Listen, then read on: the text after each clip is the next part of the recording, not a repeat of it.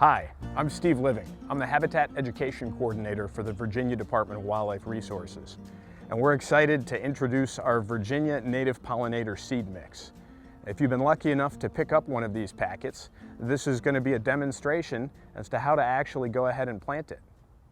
You'll see here we've got a seed bed that is completely free of weeds, and that's really important.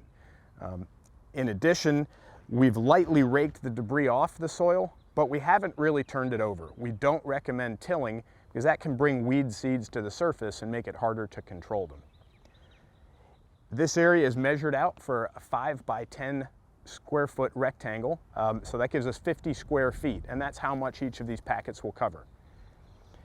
You can find further instructions for planting on the back of the seed packet itself with a QR code that will take you to detailed planting instructions.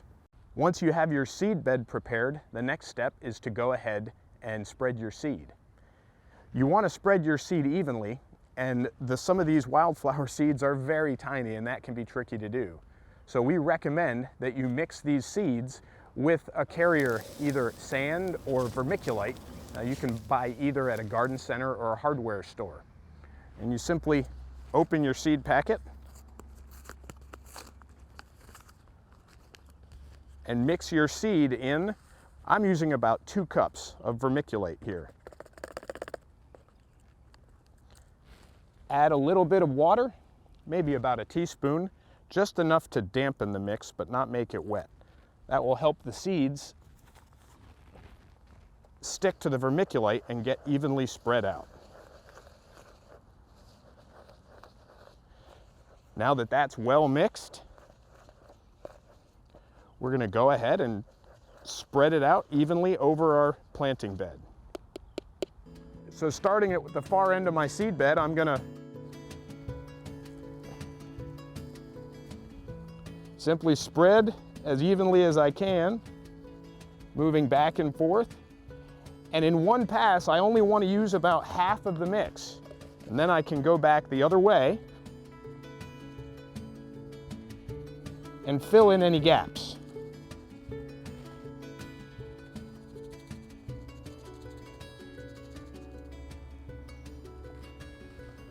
The vermiculite lets me see where my seed has ended up, so I have an idea that I've got pretty good coverage throughout this area. The next step is to make sure the seeds are in really good contact with the soil. I don't want to bury them deeply because then they won't germinate well.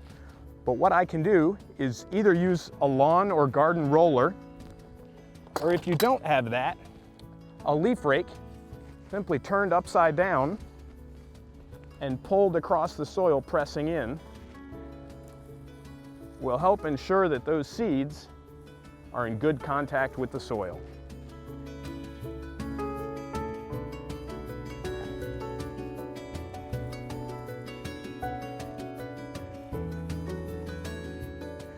All right, that's it. Our native wildflower seeds are planted. There's 6 native wildflower species in this mix. Some are annuals, and we expect those to grow and possibly flower the first year. The perennials in the mix will take a little longer to establish, but in 2 to 3 years, you'll have a really spectacular mix of wildflowers that will bloom through the growing season and provide resources for native pollinators, birds, and other wildlife.